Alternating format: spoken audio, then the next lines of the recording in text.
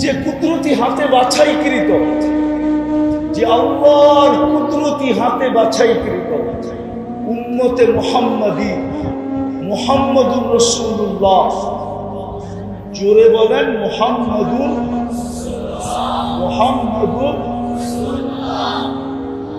সাল্লাল্লাহু, সবাই বলেন সাল্লাল্লাহু। মুহাম্মাদুর রাসূলুল্লাহ বললে 120 নেকি পাবেন। কত কত? হায় হায়, আফসোস তো এইখানে, দিনে তো কেউ একবারও বলে না।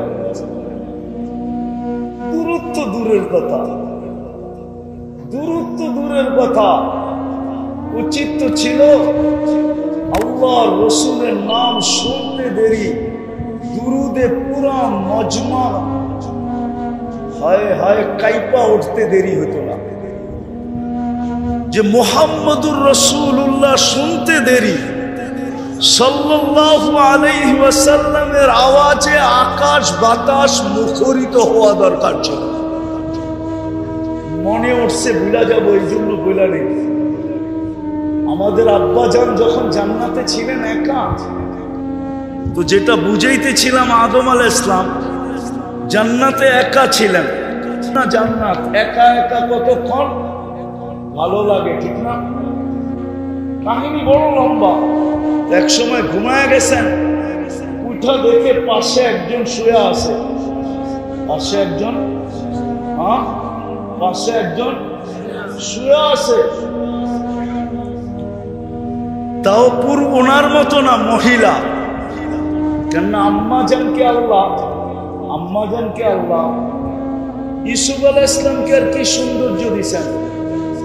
আম্মাজানকে আল্লাহ সবচেয়ে বেশি সৌন্দর্য দিয়েছেন, সবচেয়ে বেশি। আসলে সৌন্দর্যের বিকাশ ঘটাইছেন আল্লাহ আম্মাজানকে দিয়া। এর আগে দুনিয়া সৃষ্টি সৌন্দর্য জানতো না, সৌন্দর্য জানতো না। তো যখন আম্মাজানকে দেখা তো জিজ্ঞাসা করছেন এটা কে? আল্লাহ পরিচয় দিছে, এটা তোমার সঙ্গী। দেখতেছিলাম তোমার মন ভালো না, একা একা ভালো লাগে না, তো একজন বানায় দিলাম। পরে আল্লাহ বিয়ে পড়ায়া দিছেন। কি জান্নাতে অনুষ্ঠানের মাধ্যমে কি হয়েছে? বিয়ে পড়ায়া দিছেন। আমার যেটা বুঝানোর উদ্দেশ্য, তারপরে আল্লাহ বলছে মোহর দাও। বিয়ে তো হয়ে গেছে, মোহর দিবা না? কি মোহর দিবে না? তো বলছে আল্লাহ মোহর কি দিব? এখানে পাঙ্গুই কি? আমার তো কিছুই নেই, কি মোহর দিব? যা আছে এখানে সব তো আপনার দেওয়া। কেননা জান্নাতে যা আছে এটা কার দেওয়া? তো বলছে আমি মোহর কি দিব? আল্লাহ বলছে আমার হাবিব যাবে শেষ জামানায়। আমার হাবিব যাবে শেষ জামানায়। তোমার সন্তান যাকে আমি হাবিব বানাইছি, কি ইত্তাখাযতুহু হাবিবা, তুমি আমার ওই হাবিবের উপরে একবার দুরূদ পড়া দাও। এটাই তোমার মোহর, এটাই তোমার। আমাদের আব্বাজান নিজের আম্মাজানের মোহর যেটা দিয়ে দাবি আদায় করলেন, ওই নবীর উম্মত হয়ে আজকে উম্মত ওই নবীর উপরে দুরূদ পড়ে না। তো যেটা বুঝাইতেছিলাম, যাকে আল্লাহ মুসলমান হিসাবে নির্বাচিত করলেন, উম্মতে মুহাম্মদী হিসাবে বাছাই করলেন। আমরা কিন্তু বাছাইকৃত, বাছাই বোঝেন? কোরআন বলে হুয়া জিতাবা, বাছাইকৃত আমরা উম্মতে মুহাম্মদী হিসাবে সমগ্র মানব জাতির ভিতর থেকে আল্লাহর কুদরতি হাতে আমরা বাছাইকৃত। যে নিজেকে উম্মতে মুহাম্মদী বলে দাবি করে, শুধু দাবি না, আবার শাফাআতও আশা করে। করেন না করেন না? শাফাআতের আশা করেন না করেন না? কে করে? সবাই করি, দেখি কে কে আশা করেন। নামান নামান নামান, আল্লাহু আকবার। শাফাআতের আশা করি, ঠিক না? হাউজে কাউসারের আশা করেন? হ্যাঁ, কেননা ওই পানি পান করা ব্যতীত পিপাসা কোনোদিন মিটবে না। ওটা প্রথম পানি, যেটা কিয়ামতের মাঠে যাওয়ার আগে আল্লাহ রসুল স্বয়ং নিজে পান করাবে। আর যে পান করতে পারবে সে মনে মনে ভাবতে পারে যে এই শরীরও এই পেটও কোনোদিন দুযোগে যাবে না। আর পিপাসাও তার কাছে কোনোদিন আসবে না না না না। কেননা পান করাবে আর বলবে ইশরাব লা তাজমান বাদাহা আবাদা, পান করো, আজকের পরে আর পিপাসা কোনোদিন তোমার কাছে আসবে। কিয়ামতের মাঠের জিতা পূর্ব লক্ষণ, সবচেয়ে বড় লক্ষণ হল হাউজে কাউসার পান করতে পারা। সবচেয়ে বড় কুলক্ষণ হলো হাউজে কাউসারের কাছে গেল আর আল্লাহ রসুল বলল, হাদিসে আছে, হাদিসে আছে, আল্লাহ রসুল বলবে সুহকান সুহকান, যাও দূরে, যাও দূরে, সুহকান সুহকান, সরো দূরে সরো। কিন্তু উম্মত বটে, কিন্তু কারণ বলবে লিমান কাইয়ারা বাদি, আমি চলে আসার পরে তোমরা আমার ইজ্জত রাখো না। আজকে তো আফসোস, আমাদেরকে বলে এটা বলেন সেটা বলেন, বলার প্রয়োজনটা কেন পড়তেছে? দরকার কি পড়তেছে? এতটুকু বুঝাইতে পারবো যে রসুল আমাদের জন্য 23 বছর চোখের পানি শুকাইতে দেয়। আমি ওলামাদের সামনে বলতেছি, কিতাব মোতালা করে দেখতে পারেন। কেননা যেদিন আল্লাহ রসুল জন্ম নেন, ওই দিন আল্লাহর রসুলকে সুরক্ষা করার জন্য বডি গার্ড হিসাবে আল্লাহ মিকাইল আলাইহিস সালামকে নির্ধারণ করেন। যেই দিন প্রাপ্ত বয়স্ক হন, ওই দিন জিবরিল আলাইহিস সালামকে যোগ করেন। জিবরিল আলাইহিস সালাম শুধু ওহির বাহক ছিলেন না, আল্লাহর রসুলের বডি গার্ড ছিলেন। নাইলে কোরআন কেন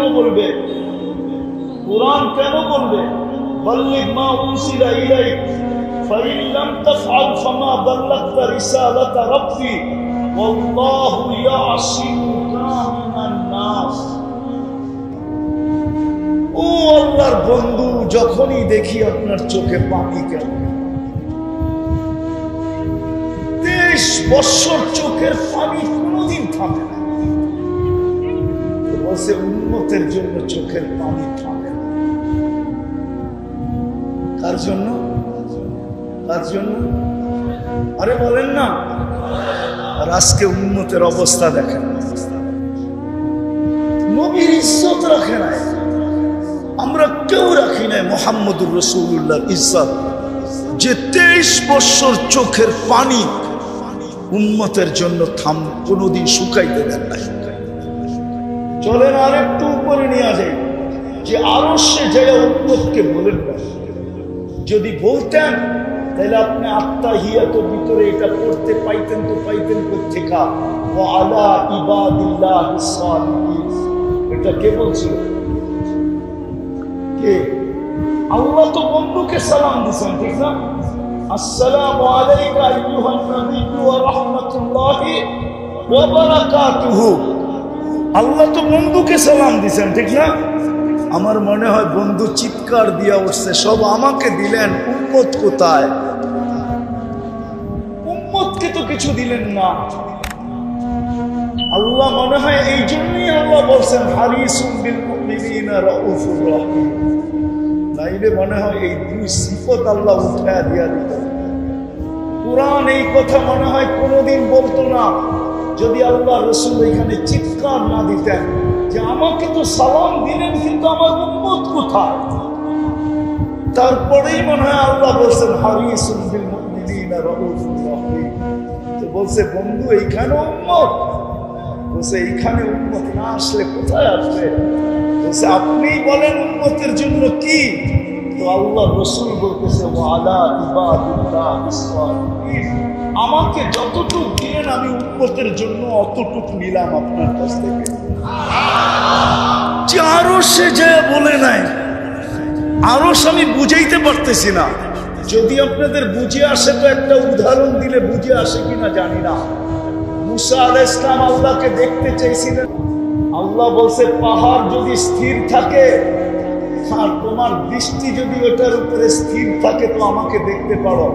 ফাতাজাল্লা লিল জাবাল, আল্লাহ পাহাড়ে তাজাল্লি দিয়েছিলেন। ফাখাল্লা মুসা সারিকা, 40 দিন বেহুশের মতো ছিলেন। অথচ ওই তাজাল্লি ছিল পর্দার ওই পার থেকে। পর্দার ডাইরেক্ট তাজাল্লি ছিল না পর্দার ভিতর দিয়ে তাজাল্লি ছিল? ওরা আমার কি বলে ডাইরেক্ট তাজাল্লি? ডাইরেক্ট না। আর বন্ধু তো ডাইরেক্ট পাশে বয়া দেখতেছে, কাবা কাউসাইনি আও আদনা সুম্মা দানা ফাতাদাল্লা ফাআওহা ইলা আবদিহি মা আওহা। বন্ধু তো পাশে বসা, পাশে আরশের উপরে পাশে বসা। ওই নূরের জগতে তো হারায় যাওয়া দরকার ছিল, কিন্তু হাসানের নাম তো নিলেন না, হোসাইনের কথা তো বললেন না, ফাতেমা আলীর কথা তো বললেন না, পরিবার পরিজনের কথা তো বললেন না, বললেন তো উম্মতের কথা বললেন। কিন্তু আফসোস আজকে তো উম্মত লাজ রাখে না, ইজ্জত রাখে। সব ইজ্জত মাটিতে মিশে আছে। যে আল্লাহ নির্বাচিত করলো আল্লাহরও ধ্যান ধারে নাই উম্মত। রসুলের তো ইজ্জত রাখেই না। চলেন আরেকটু দেখাই আপনাদেরকে, দিলে লাগে কিনা দেখে। দুনিয়ার থেকে যখন বিদায় নিতেছিলেন তখন চোখে পানি ছিল, কিন্তু নিজের ফ্যামিলির জন্য না। 9 ফ্যামিলি ক্ষুধার্ত ছিল, ঘরে বাতি জ্বালানোর তেল পর্যন্ত ছিল না। আম্মা জান আয়েশা রাদিয়াল্লাহু তাআলা আনহা বলতেছিলেন, যদি ঘরে বাতি জ্বালানোর তেল থাকতো তো খিদা নিবারণের জন্য তেল পান করে নিতাম। কিন্তু আল্লাহ রাসূল ফ্যামিলির জন্য চিন্তা ছিল না, হাসান হোসাইনের জন্য চিন্তা ছিল না। অথচ আল্লাহ রসুলের দুনিয়াই ছিল হাসান হোসাইন আলী ফাতেমা। এই 4 জনই ছিল ওনার দুনিয়া। সন্তান তো ছিল না, এইখান থেকেই তো নসল আগে চলছে, ঠিক না? এই 2 জনই ছিল দুনিয়া। আরেকটা উদাহরণ দিলে বুঝবেন কিনা দেখি কিতাব থেকে দিয়া। এতটুকু ভালোবাসতেন, 5-6 বৎসরের হবে 2 ভাই। কেননা 2 ভাই পিঠাপিঠি ছিলেন। আয়েশা নানার কোলে বসে বলতেছে, নানা যান আপনি উত্তম না আমরা 2 জন উত্তম? আল্লাহ রসুল সাদা সিধা জবাব দিছে, আমি উত্তম। সত্য তো এটাই, ঠিক না? হ্যাঁ, 2 ভাই হাসতে হাসতে কুটা কুটা। আল্লাহ রসুল বলছে হাসো কেন? জবাব হয় না। বলে তাইলে 2 জন উত্তম কে? আমরা 2 জন। ভাই কি কইরা? আমাদের আম্মাজানকে চিনেন? বলছে বলো। আম্মাজানের পরিচয় দিয়া বলতেছে, উম্মুকা লাইসা বিশাই, উম্মুকা আমামা উম্মিনা লাইসা বিশাই। আমাদের আম্মার সামনে আপনার আম্মা কিছু। কেন আমাদের আম্মা তো জান্নাতের মহিলাদের সর্দার নেই, ঠিক না? কি সত্য তো? আপনার আম্মা তো কিছু না, ঠিক না? বলছে আমাদের আব্বাজানকে চিনেন? বলছে বলো। আব্বার পরিচয় দিয়া বলতেছে, আবুকা আমামা আবিনা লাইসা বিশাই। আমাগো আব্বার সামনে আপনার আব্বা কিছু না। আমার আব্বা তো শেরে খোদা, ঠিক না? ফাতেমা তো জোহরা জান্নাতের মহিলার সর্দারনির স্বামী, জান্নাতের যুবকদের সর্দারদের আব্বা, ঠিক না? সাইয়্যিদুল আম্বিয়ার মেয়ের জামা, ঠিক না? এখন 3য় আসছে, আমাদের নানাজানকে চিনেন? নানাজান বলতেছে বলো নানাজানকে। তো নানাজানের পরিচয় দিয়া বলতেছে, জাদ্দুকা আমামা জাদ্দিনা লাইসা বিশাই। আমাদের নানাজানের সামনে আপনার নানাজান কিছুই না। আল্লাহর রাসূল 2 জনকে উঠায়া চুমা দিতে দিতে গাল ভরা ফেলছেন। তারপরে বলছেন মাইনা নিলাম তোমরা দুইজনই উত্তম, এই দিক দিয়ে তোমরা দুইজন কথা ভাবেন। ভাবছেন তো আপনার আমার কথা, আপনার আর আমার কথা ভাবছেন। বলছে জিবরিল, জিবরিল আলাইহিস সালাম জিজ্ঞাসা করছে লম্বা হাদিস যে আপনি কাঁদেন কেন? ইদান ইলা রফিকিল আলা, আপনি যখন আল্লাহর সান্নিধ্যে চলে যাবেন কাঁদেন কেন? আল্লাহু ইয়ান্তাযিরুক, আল্লাহ আপনার অপেক্ষায় অপেক্ষমান। পূর্ব জগতে খুশির বন্যা চলতেছে, খুশি আর খুশি ফেরেশতাদের ভিতরে। হাবিব ইয়াসিলুল হাবিব, বন্ধু আজকে চিরদিনের জন্য বন্ধুর কাছে চলে আসবে, আপনি কাঁদেন কেন? বলছে জিবরিল কাঁদি কেন বলবো, আমার পরে আমার উম্মতকে কে দেখা রাখবে? ফামান লিবাদিলি উম্মতি, আমার পরে আমার উম্মতকে কে দেখা রাখবে? কে বুকে জড়ায় রাখবে? কে পাহারা দিয়া রাখবে? কে মাথায় হাত দিয়া রাখবে? আমার উম্মতকে কে দেখবে? আজকে উম্মত রসুলের ইজ্জত রাখে, যদি রাখতো, রাগ হলো না যুবক, তোমাদের পায়ে হাত দেই, তাহলে তোমরা নেটে দেখা কোনোদিন চুল কাটতে না। মা বোনরা কোনোদিন নেটে দেখা সাজগুজ করতো না। সবাই ওরা আমাদেরকে জিজ্ঞাসা করতো, মা বোনরাও সারাদিন জিজ্ঞাসা করতো, বলেন বলেন আমাকে ফাতেমা কিভাবে সাজতো, আমি ওইভাবে সাজবো। আম্মা জান আয়েশা কিভাবে সাজতো, আমি ওইভাবে সাজবো। আম্মা জান খাদিজাতুল কুবরা কিভাবে সাজতো, আমি ওইভাবে সাজবো। আমি 11 আম্মা জান কিভাবে সাজতো, আমাকে বলেন, আমি ওইভাবে সাজবো। সাহাবায়ে কেরামের মা বোনরা কিভাবে সাজতো, আমাদেরকে বলেন, আমরা ওইভাবে সাজবো। যুবকরাও জিজ্ঞাসা করতো আল্লাহর রসুল কিভাবে চুল কাটছে, আমাকে বলেন, আমি আল্লাহর রসুলের আদর্শে চুল কাটবো। ওমর কিভাবে কাটছে বলেন, আমি ওমরের আদর্শে চুল কাটবো।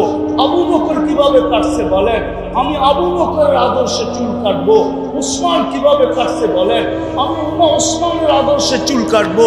আল্লাহ তো রসুল তো বলছে আসহাবিকান নুজুম বিআইহিম ইক্তাদাইতুম ইহতাদাইতুম, আমার 100 লক্ষ সাহাবী তারকারাজির ন্যায়, যার আদলে তুমি চলবে, যার আদর্শে তুমি চলবে, এদের সাথে তুমি মিলিত হবে, তোমার উপর আল্লাহ রাজি হবে, জান্নাত তোমার জন্য অবধারিত হবে।